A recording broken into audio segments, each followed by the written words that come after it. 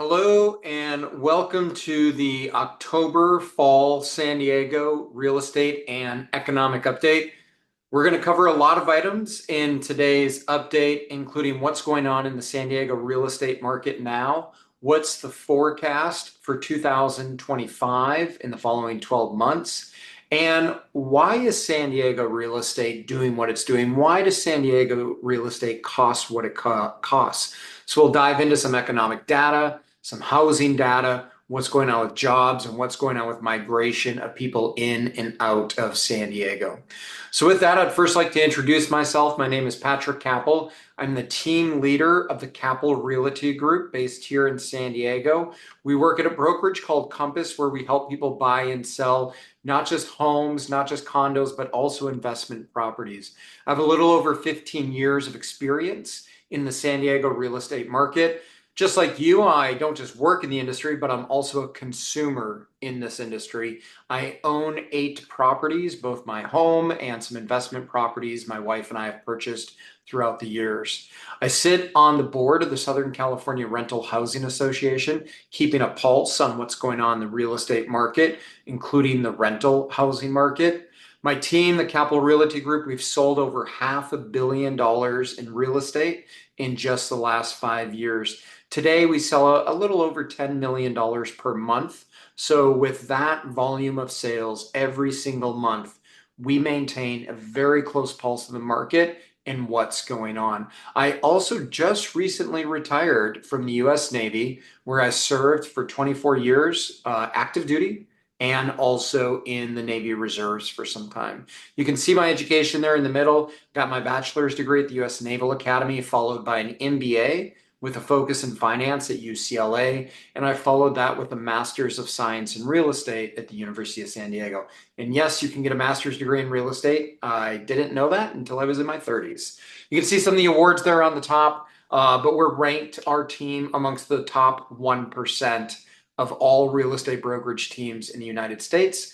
And we're currently the #1 team at the #1 brokerage in San Diego based on the last years of sales transactions. With that, let's get into today's presentation. And the last thing I'll say about my team is who you work with matters, especially more so than ever when you're buying the most expensive asset you'll ever purchase, your property. There's a lot of real estate agents out there that work part-time. I can guarantee you, if you work with a part-time agent, you will get part-time knowledge. You will receive part-time negotiation skills. Anyone doing anything part-time will not be the best of the best, and you owe it to yourself when buying the most expensive asset of your life, a property, to work with the best of the best. So after watching today's presentation, if you're interested in buying real estate or selling real estate, and you do want to work with the best of the best, reach out to me, reach out to my team, Capel Realty Group, and we'll be happy to help you. You can also learn more beyond just today's video that you're watching by looking at our YouTube channel. You can scan the QR code here, which will take you to our channel, or just type Capel Realty Group into YouTube, and you'll find a lot of other educational and informational videos that cover real estate, all the way from buying your first home to potentially buying your first investment property. And again, if after today's presentation, you want to work with my team and I to follow your real estate dreams, make housing a reality for you, the best way to get a hold of me is email, which you see in the top right hand of your screen, patrick.capel@compass.com. With that, let's dive into the data. Economic and real estate update. I want to start out by talking about CPI, inflation, Consumer Price Index. Now, this is something that's been very well known and all over in the news for the last few years. And we see that inflation peaked out in 2022 around 8.9, almost 9%. You can see that peak. The government has done a phenomenal job on getting inflation down. Now, don't be confused. Lowering inflation doesn't mean prices go down. It just means prices are not going up as fast as they were. Now, in the United States of America, our government by design has always had a goal of maintaining around 2% year over year inflation. This rewards people who own assets like real estate. In a world of inflation, if it's 2% or 8%, again, it's usually 2, you definitely want to own assets, things like real estate. What caused all this inflation? There's a few things, but the biggest thing that caused all this inflation was the stimulus money that was released in 2020, 2021, 2022 during the pandemic to avoid a massive recession, to avoid a depression. The US government printed and gave out a lot of money to US citizens to keep our economy afloat, knowing that it would likely cause inflation, but also determining that inflation would not be as bad as a depression or a great recession. It was kind of like choosing the better of two evils, right? And now the government's done a great job getting inflation down. As you can see here, we're sitting in the 2 to 3 percentile range on inflation. This is why you're seeing the Federal Reserve beginning to loosen up lending and drop their short-term interest rate. Now, we avoided that depression. We avoided a great recession with that stimulus. Yes, we did have some inflation, but we have also seen the stock market soar to all-time new highs in 2024. We've seen real estate values soar to new highs. We've seen the stock market value soar to new highs. So what is the takeaway that you as a consumer should take from this? In the American economy, take it from a guy who's got an MBA and a master's in real estate, you need to own assets. If you're an American and you do not own assets, over time you will get what I call left behind financially as inflation erodes away your net worth. Now, if you do own hard assets, such as real estate, such as stocks, you will see your net worth typically go up much faster than the rate of inflation. For instance, inflation over the last 4 years or so, if you add it all up, has been around 20% plus or minus. However, the stock market has gone up over 2.5x, 250% in just the last 4 to 5 years since it hit the bottom March and April of the pandemic. So the takeaway here, folks, own assets, own the stock market, own real estate. Certainly do not rent it. You will get left behind. And let's also cut to the chase, and then we're going to dive into a lot of data. But for those of you who just have 5 minutes to watch 5 minutes of this video, what's going to happen to California real estate next year in 2025? Well, the forecasts are already starting to come out now that we're in the month of October, and we'll start seeing more forecasts as we get closer to the new year. But you can see I've circled here in red the forecast we're looking at for 2025. First of all, the number of single-family home resales. How many single-family homes will be sold in the state of California? A little over 304,000, which represents a 10.5% increase from this year that we're about to end, 2024. What is the median sales price going to be? And is it going to go up, down, or stay flatline? Well, you can see here the median sales price projected in the state of California is 909,000. That represents a 4.6% increase compared to where we are today. So analysts are predicting home prices, real estate values will continue going up, certainly through 2025. Now in San Diego, home values usually appreciate more and faster than they do throughout the state of California and than they do throughout the nation, the United States. Why is that? It's because San Diego has become one of the more desirable markets to move to. Our job market is growing. The weather is as amazing as ever. So for various reasons, which we'll cover through today's webinar, we are seeing San Diego appreciation outpace the rest of California and the rest of the nation. Now, I showed you an example a few minutes ago of the stock market and how much the value of the stock market went up since 2020. It's It's gone up 250%. Similarly, you can see just how much real estate values have gone up since 2020. Going back to 2018, where we saw the median price in California at 569,000, then move forward to 2020, the year of the pandemic, and we saw real estate values at 659,000. Fast forward to today, in the state of California, we see real estate values averaging over 900,000 by next year. In the city of San Diego, real estate values are already averaging over $1 million. So this ties back to what I mentioned a few minutes ago. You need to take care of yourself, and the best way to take care of yourself financially over time, over the term of your life, is to own assets. Own what you live in. Enjoy and gain for your personal self the appreciation of the asset that you live in, the house. It simply blows my mind why someone would want to rent their entire life instead of owning real estate, when we can see by the numbers in front of us that no matter what you live in, the value of the property you live in is going to go up. Do you want to capture that value for yourself so that you can capture that financial upside for you and your family? Or do you want it going to a landlord? And I know many of you might be thinking, well, Patrick, I don't have the money, or you don't have the down payment, or you don't have the job or the credit or the income to buy a house. Well, there's ways to get that money for free from the government. And we'll cover that at the end of today's presentation. I'm going to show you some ways and some ideas and real world ways that my team has helped our clients, especially first-time home buyers, get access to over $1 million in just the last 12 months to buy their first home from the government. Government is always giving away free money, certainly to first-time home buyers.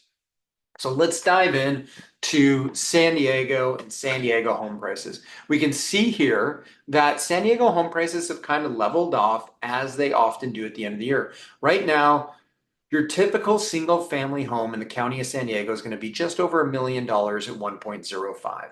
Now, does that mean some homes are more expensive and some homes cost less? Absolutely. There's homes for sale right now in San Diego County for 600,000, 700,000. There's also homes for sale for 7 million. It depends on the location you're in, the neighborhood, how close to the ocean are you, condition and size of the house. But the median home right now in San Diego is just over $1 million. Now you might notice on the far right that prices have gone down a little bit. We're at about 1.1 million in the middle of the summer. Why did prices go down? Easy answer to that: seasonality. Home prices typically go down a little bit in the fall, and they go up a lot in the spring and the summer. You can see the trend lines here. The trend of this graph in front of us trends upward over the last 3 or 4 years. But as we go up, you can see a big increase, a little decrease, a big increase, a decent decrease, a big increase, a little increase. We always see big increases in home values in the spring and in the summer, and then little decreases in the fall. Why is that? Because demand of buyers is the highest in the spring and in the summer. That's when buyers are out there wanting to purchase homes. Higher demand, higher prices. Why do prices go down a little bit in the fall? Not as many buyers, not as many people looking to buy a home in the fall. Thus, we see prices go down a little bit in the fall. For this reason, I often encourage my clients to follow this advice. If you are a buyer, a great time to buy real estate is in the fall. Really the fall and the winter, between the months of October to February. Now, if you're a seller, it's obviously not a good time to sell. You don't want to sell when the market's going down and prices are going down, right? So why would you sell in the fall? You wouldn't unless you had to. So as a seller, when do you sell? The best time to go to market to get the highest sales price is usually around March, April, May. We see most of our sellers have the most success when they go to the market in the spring. Now, these are single family home prices. Let's take a look at condos, townhomes, and attached homes. Oftentimes, condo is going to be your first home in San Diego. I know as a first-time home buyer, I bought my first home in 2008 and it was a condo. I bought my second home in 2009. It was a condo. It wasn't until 2012 when I bought my third property, moving up the ladder, that I bought a single family home. So what does a starter home look like in San Diego? A condo most times. And what are we seeing amongst our condos, townhomes, and other attached homes right now?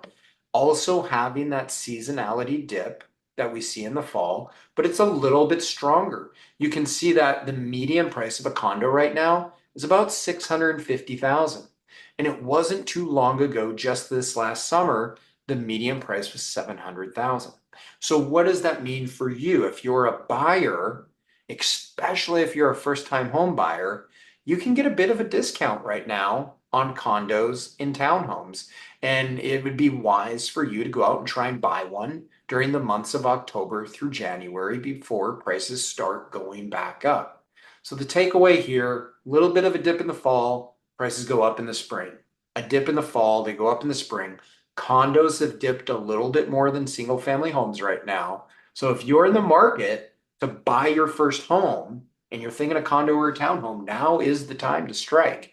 And you might be wondering, why have condos gone down more than single family homes? Well, one of the reasons is likely because condos are often first time home buyers, which are perhaps a little bit more sensitive to interest rates. And we did see interest rates, they were pretty high in the last couple of months. Sure, in the month of September, we saw interest rates get down into the low sixes. And they've since, now that we're into October, have gone up just a little bit. And we'll talk about that in a minute and why interest rates have gone up just a little bit during the month of October in a subsequent slide.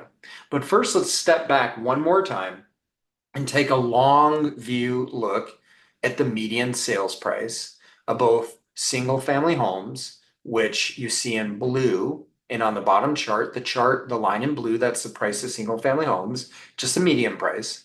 And in red, you see the median price of attached homes like condos. And I really want to just point out to you one more time that these trend lines, they all go upward. They all slope upward over time, just like the stock market. But the trend lines have that seasonality, and you can see a strong increase, a little decrease, a strong increase, a little decrease, strong increase, and a decrease. That's prices going up in the spring and summer, prices going down a little bit in the fall and winter. Up in the spring and summer, going down a bit in the fall and winter. And this is why I often tell my clients, if you're a buyer, buy in the fall or the winter. If you're a seller, sell in the spring or the summer. It just makes sense. And sure enough, as you look at these trend lines, you can see, where did prices peak? Well, for single family homes, April and May, when the median price was 1.09, the spring and the summer. For condos, where did they peak? You see it in the top right, 700,000 in July. In the summer, that's when prices peak. Great time to sell. If you're a buyer, strike now while the striking's hot, because prices are low compared to what they will be once we get into the spring. How much inventory do we have? What do we have for sale right now? Well, as you can see, ever since 2019, we have just not had much inventory in San Diego. And it really dropped during the pandemic of 2020 and just has not picked back up. Why is inventory so low? Because as you can see, typically in San Diego County, we have 8 to 10,000 homes for sale. Look at this, the blue line, 8 to 10,000. We haven't had more than 4,000 homes for sale ever since 2019, even on busy months like in the spring and summer. Why is that? One of the reasons is because during the pandemic, when interest rates dropped a lot, homeowners refinanced their mortgages into rates with a 2 or 3%. And today, mortgages are in the sixes. So if there's a homeowner out there that refinanced in 2021 into a 3 or 4% interest rate, why would they sell that home, give up their 3% interest rate to go buy a new home with a 6% interest rate? They wouldn't. It's that simple. So unfortunately, we have a lot of homes that are locked up due to homeowners feeling like they're too in love with their mortgage to get rid of it. Now, eventually, those homeowners will sell their homes when A, they determine they've had more kids, they need more bedrooms, you name it, they need a bigger house, and B, interest rates start to get down in the fives. Once rates start to get into the fives, it'll cause homeowners to have a little bit of a reconciliation with being okay of giving up their 3 to 4% mortgage to get one in the five, in return getting the bigger house they want. So we'll start seeing more and more inventory come to market as rates get in the fives, which is projected to happen next year. But also throughout the county of San Diego, in fact, throughout the state of California, in fact, throughout the entirety of the United States, we as a society have just not built enough housing. The supply of housing throughout the US and certainly in San Diego is not high enough to satisfy the size of our current population. It's a supply and demand thing. And right now, we just don't have the supply for everyone. Now, Housing Affordability Index, what is this? Well, you can see it on the top. The index measures housing affordability for any region. For example, an index of 120 means the median household income is 120% of what is necessary to qualify for the median priced home. Higher number means homes are more affordable. Well, you can see right now that the number in blue is 28, the number in red is 45. What does this mean? This means the median household income is only 28 and or 45% of what a family needs to buy a house. It's unfortunate, but that's the way it is due to the lack of supply we have. Homes are just very costly for your typical family. So what am I starting to see out there in the market? I am starting to see less and less families and individuals being able to afford a home, and owning a home is becoming more and more a luxury as time goes on. Now, it's a luxury that's moving fast. It's like a fast moving locomotive, and homes will keep going up in price. What I'm saying to most of my clients is buy a home now, buy a condo now before you get priced out of the market.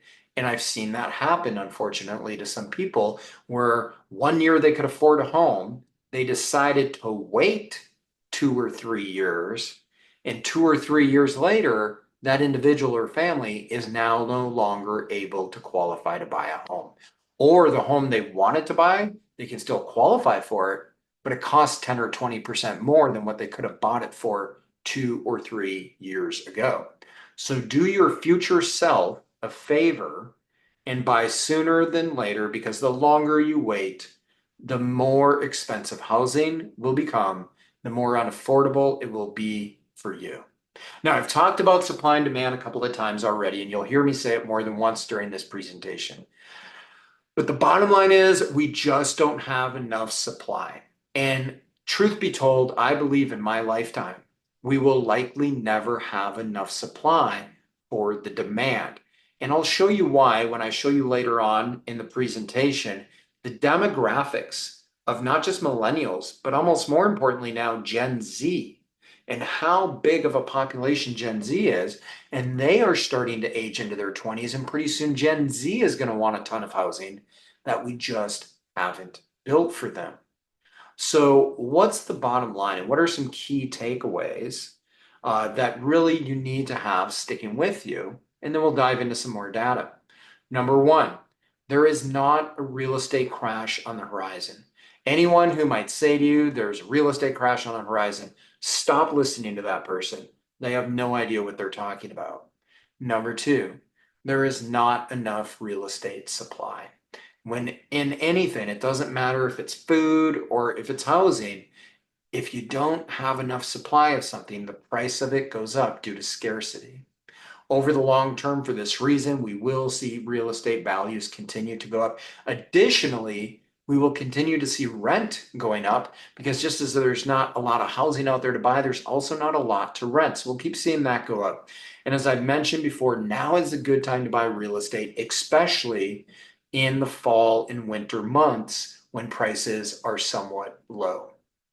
So another analogy, I love my analogy. San Diego today is San Francisco circa 1990. What do I mean by that? Well, we all know that in the 1990s, San Francisco went through a massive technology boom. In fact, so much so that San Francisco became known as Silicon Valley. Silicon Valley just happened to be the place where the powers to be decided we're going to set up shop and start building computers and software, mass produce these things, and ship them out throughout the world. So, how did that affect San Francisco? Specifically, as a real estate guy, and I know you're here to talk about real estate, how did that affect San Francisco real estate values? Well, let's take a look at the 1990s in San Francisco. You can see here that it used to be kind of an average price city. What you're looking at in the different colors on this graph are the black and gold lines are the median values of homes and condos in San Francisco. The red line is the median value of real estate in California, and the blue line is the median value of United States real estate.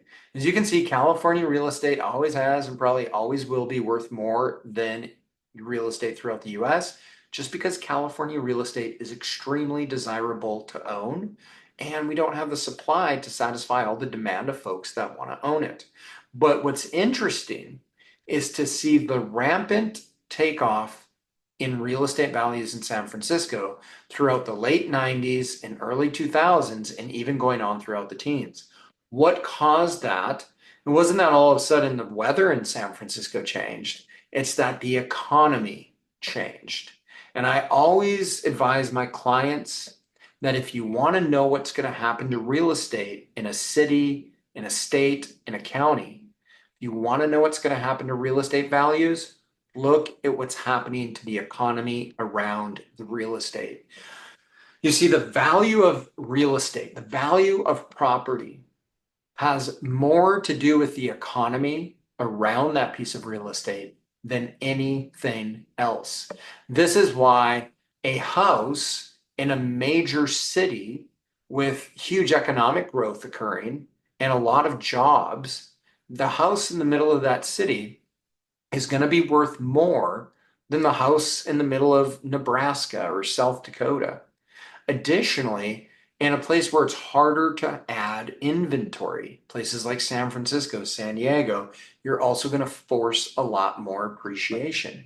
People always say they want to force appreciation by buying a fixer-upper and then fixing it up. I go one step even easier, force appreciation by buying in a marketplace like a San Diego that has a lot of economic upside due to our growing economy. Now, San Diego didn't experience massive price appreciation in the 1990s or early 2000s, but we are now because we are about 20, 30 years behind San Francisco on economic development. And the big wave of economic development right now in San Diego is biotech. For any of you that live in San Diego, you know that biotech has become a huge industry within our city. And later on in today's presentation, we're going to show you just how much venture capital money is pouring into the borders of San Diego County. Now, looking back again a little bit holistically, what's going on with mortgage interest rates? Well, we can see going back a decade that we had about 10 plus years of extremely low interest rates in the threes, in the fours, not even breaking five. And in the last 36 months or so, we've seen interest rates go above 4 to 5, go above 5 to 6, and go above 6 to 7, and almost to 8%. We are now on the declining slope of interest rates. As interest rates go down, home values will go up. Why do I say that? Because we've already kind of hit that peak in home values of 1 to 1.1 million in San Diego with 7% interest rates. As interest rates go down and housing becomes more affordable, we historically see the values of the housing go up. Why is that? Goes back again to those two words, supply and demand. We are not adding enough supply. We don't have enough supply of housing. But as interest rates go down, the demand starts to pick up. And the more and more and more we lower interest rates, the more we see demand increase. And when demand increases for any product, including housing, we see the value, the price of that product increase. This is why I say with such certainty that next year you will see home values and real estate values higher than they are today because we're in the declining stage of interest rates. As rates go down, values go up. And as you can see in the chart in front of us, even with the extremely high interest rates that we had in 2023 and 2024, home values in San Diego still hit record highs.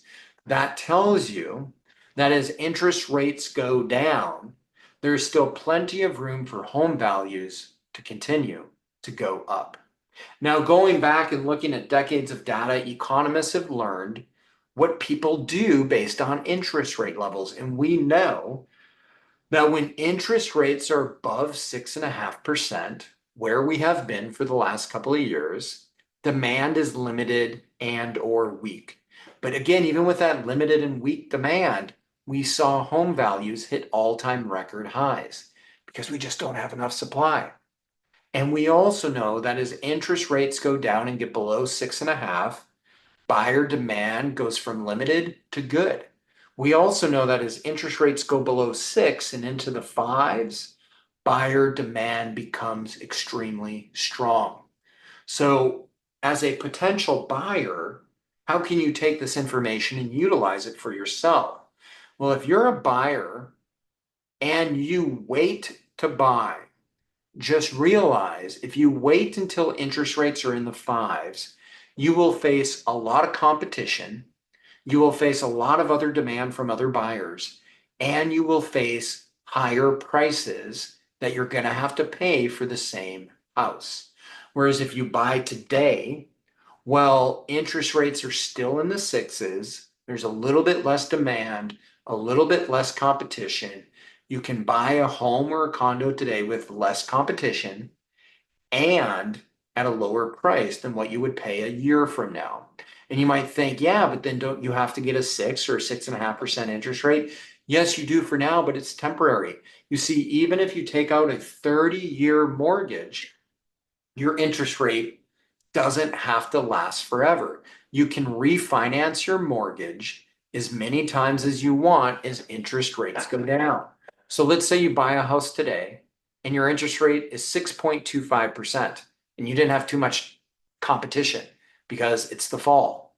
You buy that home with a 6.25% interest rate, maybe your mortgage payment is $4,000 a month. And then a year later, you refinance into a 5.5% interest rate.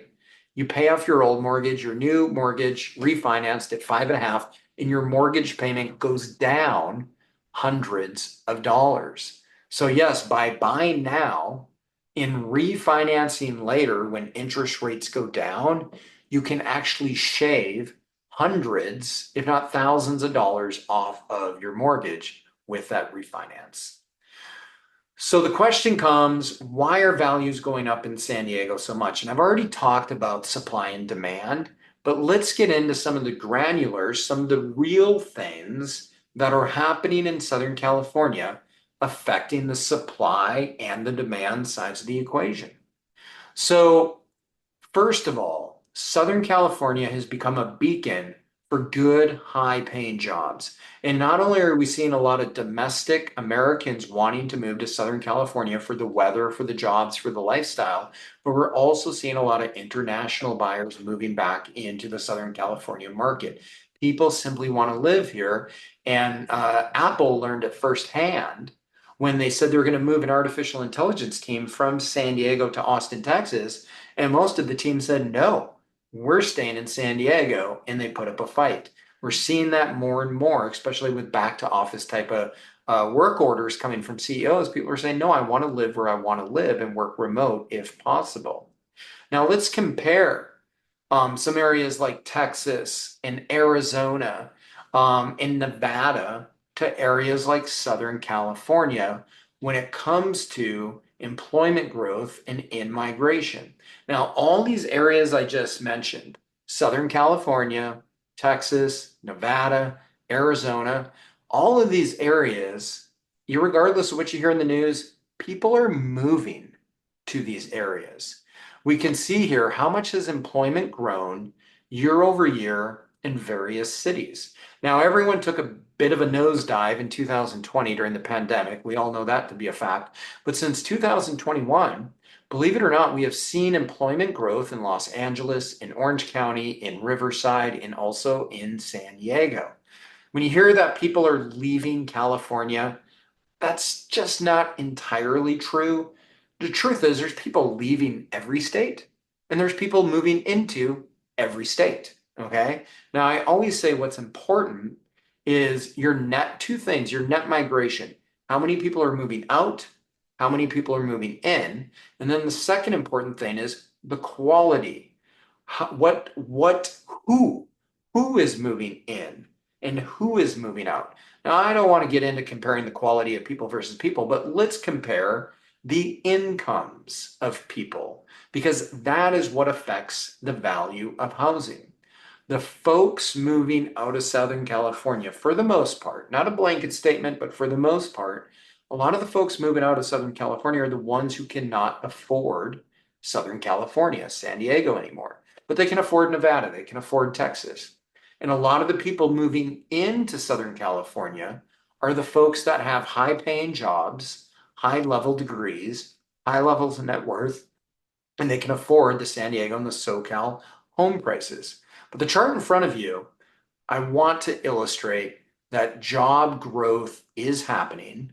People are moving into Southern California just as much as these other markets like Austin, Houston, Phoenix, and other outlying communities east of California. But now compare this. You can see that, heck, even in LA, more job growth than most Texas and Arizona cities. San Diego on par. But if we're growing jobs just as much as Texas and Arizona, how much are we growing our housing stock compared to these other metros? That's the next chart. Let's take a look. Now you can see in Southern California, we build a lot less new homes. Single family permits, the highest in Houston, followed by Phoenix, followed by Austin. Then you get down to Riverside, then LA, and look who is building the least amount of single family homes, San Diego and Orange County. Now keep in mind, let's go back to the previous slide. San Diego and Orange County have just as much job growth as these other cities like Austin and Houston, yet we are building a small fraction of the number of new homes compared to these other cities. This is exactly why San Diego home values, San Diego real estate values have and will continue to appreciate more and faster than real estate values in these other metropolitan areas. San Diego real estate has and will continue to go up in value faster than just about anywhere else in the United States of America. So knowing this, what can you do? Well, let's make something very clear. San Diego real estate is probably one of the safest investments to own. Because when you own a piece of property, when you own real estate in a metropolitan area that has job growth, but a metropolitan area that is also not adding enough housing, mark my word when I say this, the value of your home over time will go up, and it will go up faster than all these other marketplaces. Now, if your goal with owning real estate, beyond having a roof over your head, is to build wealth and a nice financial asset for yourself or to leave to your children, then there's probably nowhere else in America, certainly not amongst the cities that we see on the screen before us, where you can build more wealth. Home values will not go up as fast in places like Houston and Phoenix and Austin, Texas, Midwest, and all kinds of other states because it's too easy to add homes and the supply demand doesn't get out of whack. Now, that's a good thing for affordability. But if real estate's going to build wealth for you, you want to buy real estate in an area where there's a lot of constraints to adding more, limiting that supply.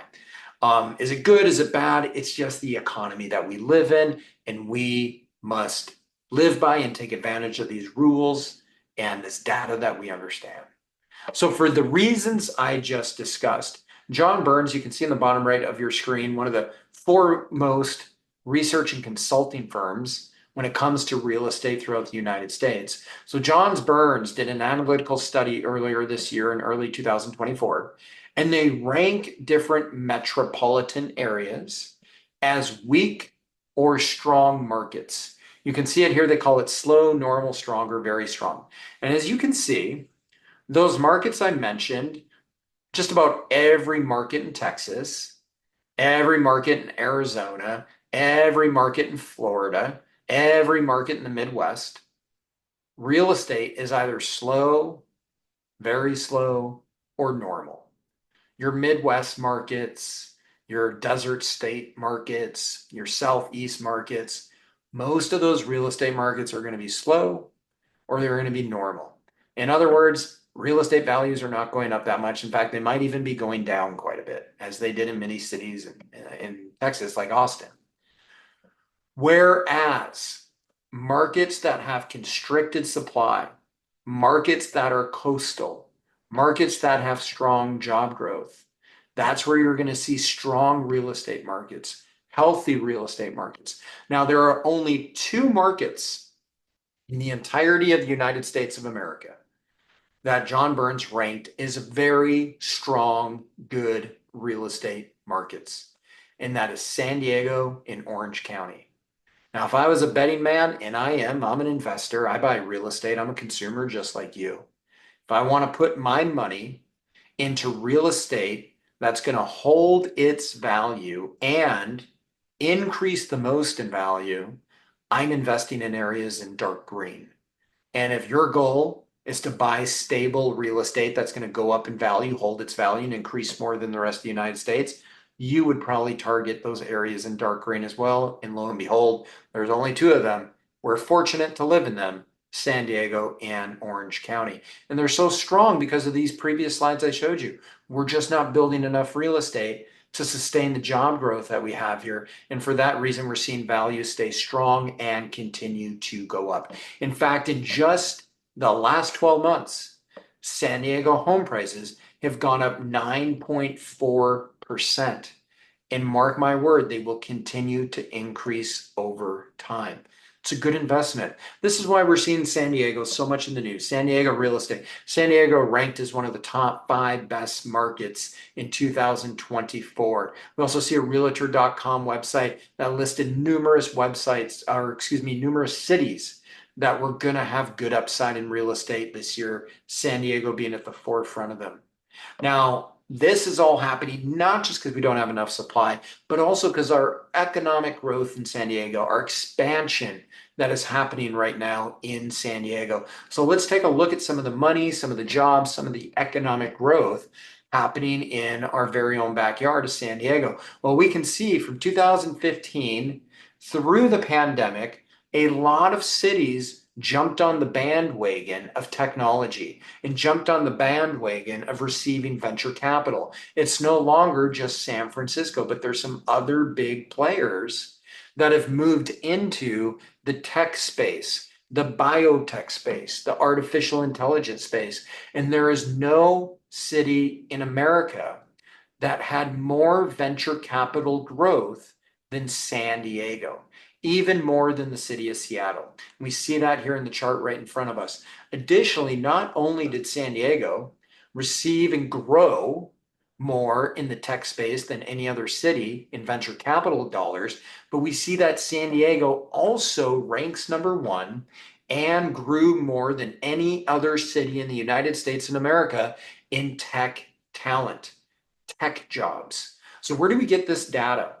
LinkedIn. Now, LinkedIn.com, it's not just a social networking site for professionals, but LinkedIn also collects data from everybody. What's your job? Where do you live? What's your education?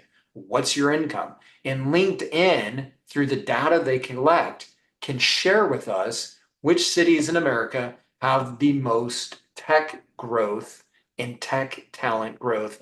And far and away, it's San Diego. Coming in second is Cape Coral, third is Austin, but San Diego again ranking number one on tech growth. In fact, when you look at the growth of economies in tech, San Diego ranks one in numerous factors and numerous facets. Again, if we look at just regions, take a step back and look at regions. We saw that Orange County and San Diego are the two strongest real estate markets in the nation. And it's no surprise, Southern California is the strongest real estate region in the nation. Southern California ranking number one overall in multiple ways that you might look at it. Number two, the Northeast.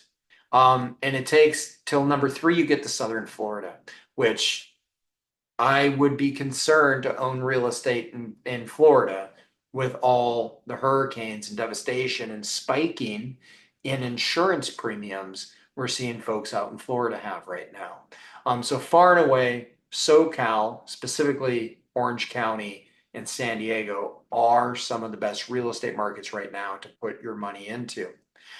Now, this chart really should blow your mind, if anything, and this is San Diego County building permits. We've already looked now at the demand side of the equation. Who's moving to San Diego? Tech employees, venture capital money, biotech employees. Let's look at the supply side. Are we building enough for these people? And the answer is not at all. In 1947, San Diego had a population of 520,000. By the end of last year, 2023, we had a population of 3.28 million, 6 times greater than what we had about 3/4 of a century ago. But look how much building we were doing in the 40s, the 50s, 60s, 70s, and 80s. We were building a lot of housing. And then by the 90s and early 2000s, we had built up on the last remaining land throughout San Diego. And in San Diego County right now, there's just not a lot more land to build on. The only way to build is infill, and that means you got to knock down properties to build up new ones. We can see the long-term average is just below 15,000, but yet in the last decade or so, it's rare that we build even more than 10,000 homes. Our population change is continuing to grow. Again, like many cities during the pandemic, our population went down just a little bit. But since the pandemic, our population has been growing. We're on pace to be adding about 18 to 20,000 people per year. So yes, San Diego's population is certainly growing. And again, it's not just important how much is your population growing, but who is growing it? Are we gaining people with money, with jobs, with educations that can afford housing, that can continue to drive up the value of real estate? And the answer is what? Yes. And that is a tide that you just cannot stop because San Diego has become now a beacon for tech jobs. Now, it's important for us to zero in on where are people moving to San Diego from and where are people moving to? Because as I mentioned, and I'll say it a million times, when you look at the value of real estate and what is going to happen to the value of real estate, it's not important to just look at how many people are coming and going, but who is coming and going. Now we can see the who on the slide in front of us. The folks moving into San Diego are moving here from Los Angeles, San Francisco, San Jose, East Bay Area, Boston, Orange County, and New York. These are the areas in blue. Now we see these cities, and they are all cities that are more expensive than San Diego. So these people moving to San Diego look at our home prices of $1 million and they say, oh my gosh, that's so cheap. I want to buy a San Diego house and work in San Diego where the weather's summer 12 months a year and there's a lot of tech jobs.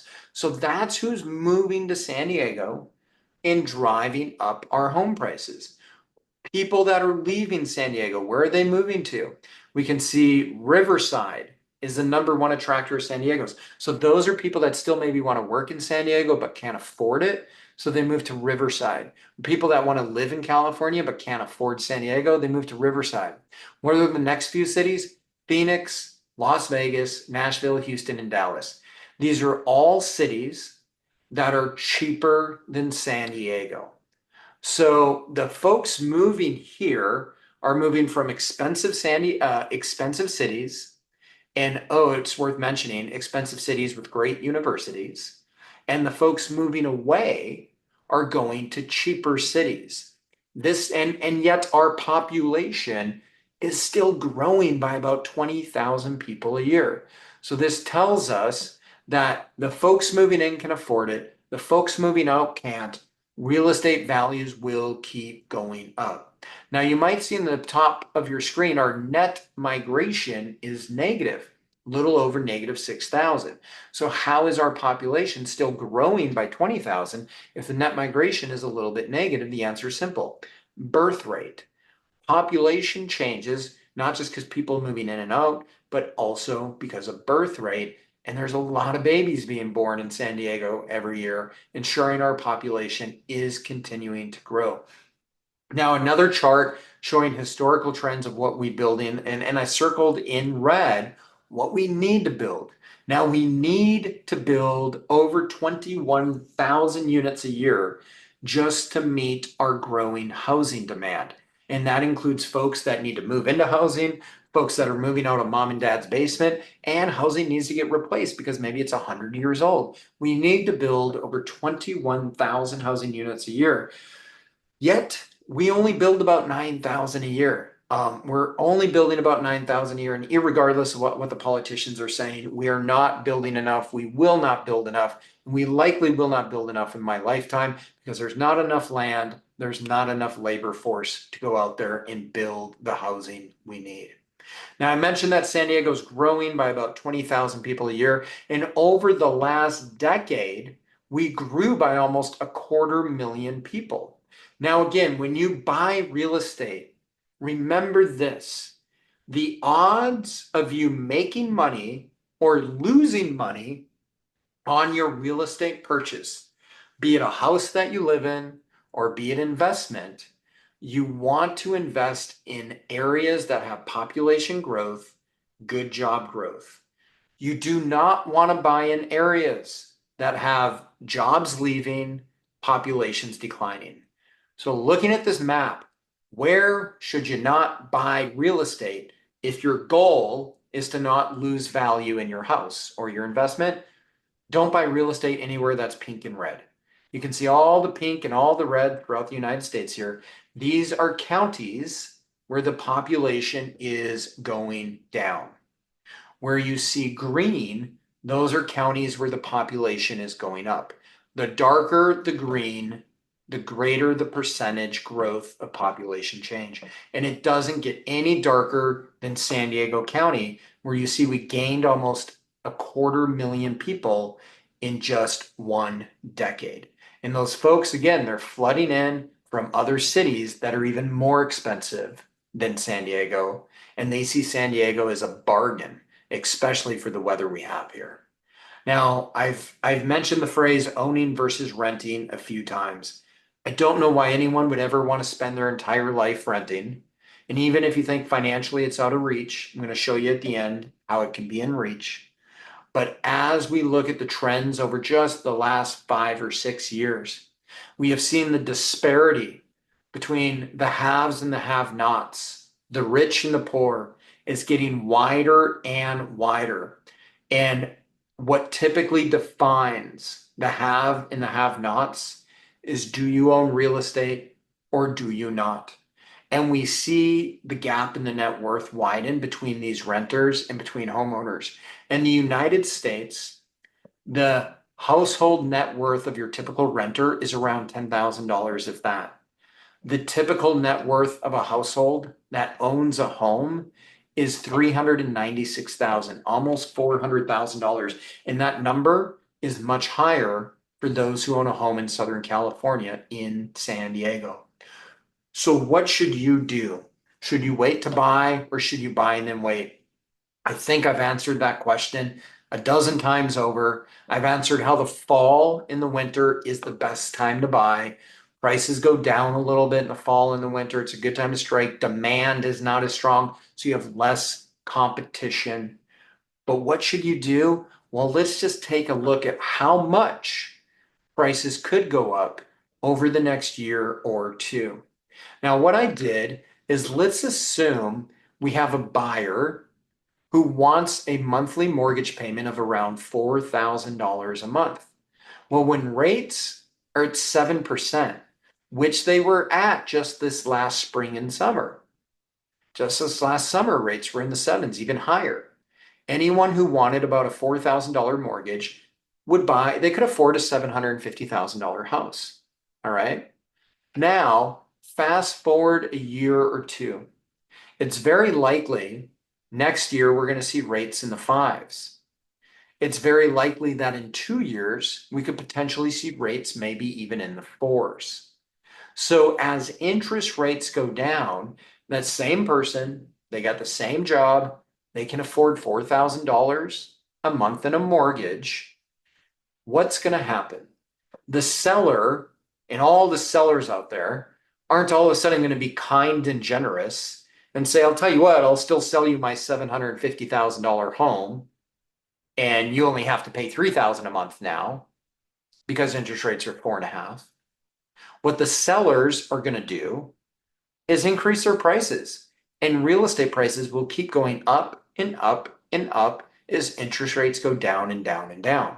So as interest rates drop, and as you see in the hypothetical example in front of you, let's say they drop down to 4.5, that same person, and there's thousands of these people that wants to buy a house and pay $4,000 a month, and rates are now at 4.5, they can now afford $1 million home.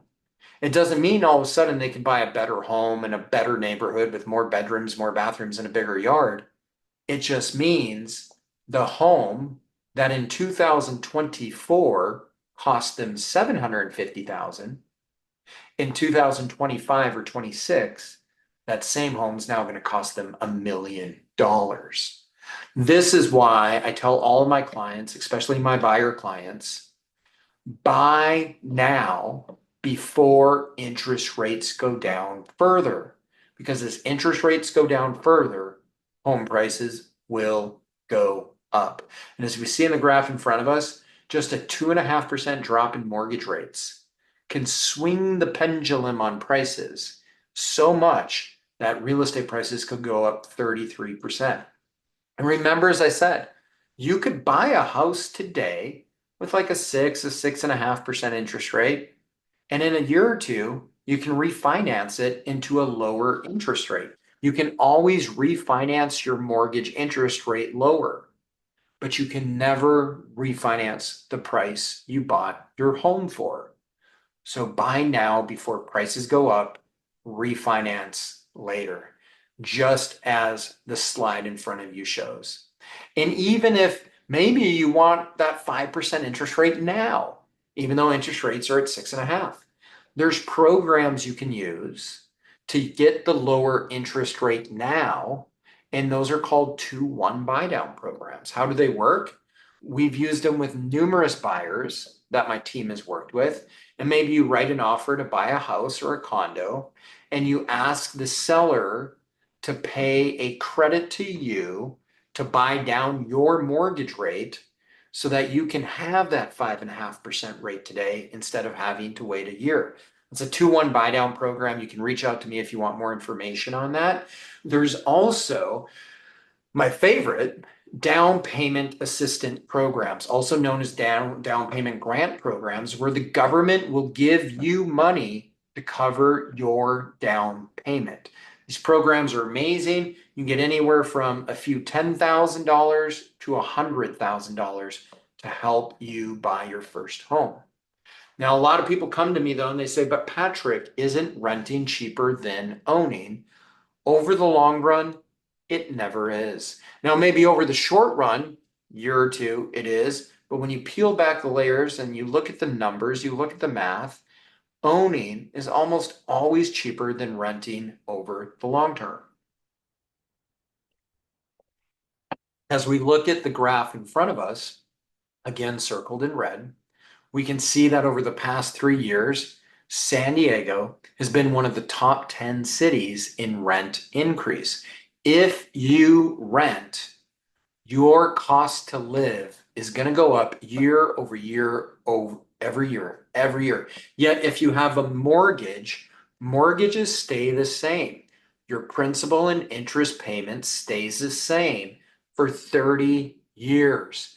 So you're able to lock in the financial security and the financial certainty that your cost of housing, as far as your mortgage principal and interest is concerned, is not going to go up. Whereas if you're a renter, you're almost certain going to have a higher cost of housing as time goes on. In fact, San Diego, as we saw within the last 18 months or so here, San Diego has become one of the most expensive cities to rent in, surpassing San Francisco to rent. Chart in front of you right now shows you that owning beats renting as long as home prices rise by 3.15% per year. It also goes on to state that home prices throughout the United States go up at least 3.15%, 70% of the time. Now, I'll tell you, take it a step further, in the city of San Diego, going back 50 years, the average rate of appreciation in the city of San Diego has been 6%, double what you need to get, the 3.15, to make owning make more sense than renting. So does owning make more sense than renting in a city like San Diego where average home values go up 6% a year? Absolutely, they do. And I also do a full webinar, which we won't dive into deep now because it would take another 30 to 60 minutes, but I do a rent versus own financial analysis. And if you're out there looking at the spreadsheet and it looks like an eye chart to you, reach out to me and we can do a rent versus own analysis for you and your own situation. But the sheet you're looking at is an analysis for your typical first-time home buyer. If your typical first-time home buyer is going to buy a $500,000 condo, which is what a lot of first-time condos might cost in San Diego, how much would the home buyer pay over 30 years versus how much would the renter pay over 30 years? And we see that over a period of 30 years, a renter pays $800,000 more than the same person had they owned the home. So renting can actually, over your lifetime, over 30 years, not even a full lifetime, renting over 30 years can cost you up to $800,000 more. And it goes even further, again, circled in red. After 30 years, if you own that property, and if that property has appreciated 6% per year, you now own a property worth $3 million. Your net worth has gone up to $3 million. Whereas if you rented it, you own nothing. Your landlord owns it, and your net worth has gone up $0. So not only do you pay $800,000 more to rent in this example, but your net worth doesn't go up millions of dollars as it would have had you been the owner of the real estate you live in. So I implore upon you, do yourself a favor, make the best financial decision for yourself and for your financial well-being and security. Own what you live in, don't rent. In fact, when surveys are done, the number one feature of the American dream is still to own a home. Majority of Americans all want to own a home. And the youngest of Americans, Gen Z, Generation Z, which is coming right up fast and furious behind millennials, almost all of them, 95.5%, want to own a home at some point in the future. Yet, unfortunately, and this is why I can tell you with certainty, real estate values are going to skyrocket in the next 10 to 20 years. A majority of Gen Z wants to buy a home, yet we have not built enough housing, as you saw in previous charts. And millennials, followed by Gen Z, are two of the biggest demographic generational cohorts in American history. Look at the size of millennials. Look at the size of post-millennials, also known as Gen Z. There's even more of them. And these two generations are now aging into their 20s, aging into their 30s, aging into first-time homebuyer age. Yet, we have not built enough housing for these two generations, certainly not in San Diego. So what is going to happen to the value of San Diego real estate if the value of everything comes down to these two words? And you know them: supply and demand. We have not built enough supply over the last few decades, and we have the biggest amount of demand on the horizon coming at us in the form of Gen Z. With that high level of demand and the low level of supply cannot satisfy the demand, you can rest assured that real estate values will continue to increase, making real estate, especially San Diego real estate, one of the safest, most secure places you can put your money and grow your wealth. So what are the primary reasons folks want to buy a home? Two obvious ones: emotional, lifestyle, and pride of ownership reason. That's usually the biggest. The second is what we've talked about a lot: financial and rationality. It's just a rational decision. It's a good financial decision. Nonetheless, a lot of people think there's all these obstacles to buying a home. I'm here to tell you, there are obstacles that are easy to knock down. Before I worked in real estate as a real estate agent and brokerage, I served in the Navy for over 20 years. And in between every deployment, after every promotion, I went out and I bought a property. That's how I got into real estate. Deployed to the Middle East, I bought a condo. Deployed to the Middle East, I bought another property. And I started building a portfolio. When I started out, I didn't really know what I was doing, just like anyone starting out. And I started to learn. And I started to learn that the barriers that I thought existed between me and buying real estate, these barriers, they're easy to knock down.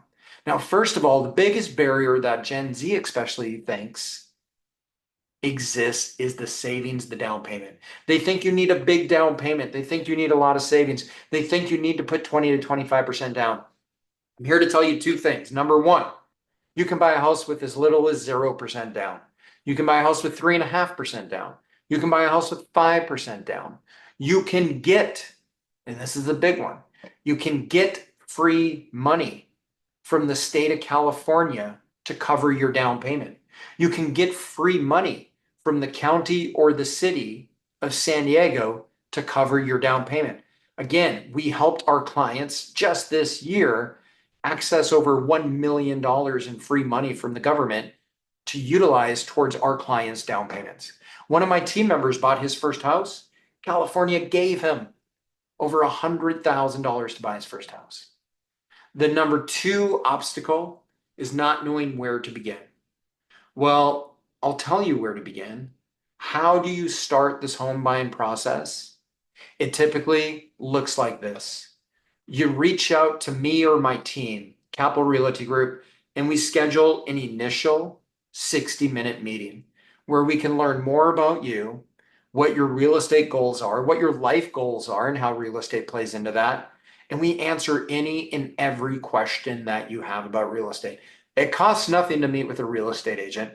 It costs nothing to meet with my team.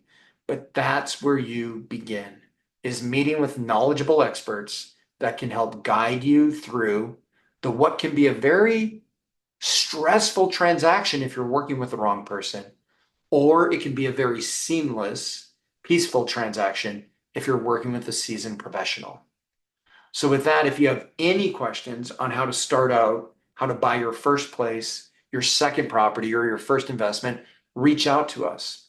I've mentioned before all these down payment assistance programs, guys. There's over 20 down payment assistance programs. Too many for us to dive in on this one webinar, but they can come from the San Diego Housing Commission. We have access to down payment assistance programs through the California Housing Finance Agency. A very good example at the bottom of your screen is, let's say you're buying your first home, $600,000 condo. This is a real world example we helped a client with this year. And you're using a 3.5% down payment program. We work with lenders that are able to access the down payment from you as a gift or a grant from the state of California, and you get $21,000 in this example of free money to go towards your down payment. Truth be told, when I bought my first condo in 2008, I utilized a down payment assistance program as well. And I'm very proud, as someone who bought his first property over a decade ago with down payment assistance, I'm very proud that my team has helped our clients access over $1 million in down payment assistance funds.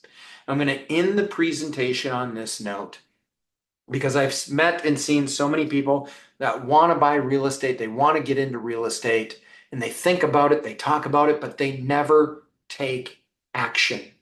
The most important thing you can do is not thinking and talking about it, it's taking action. Because remember this quote, in order to cross the finish line, you must first cross the starting line. The finish line is obviously you owning real estate, you owning that property that you desire.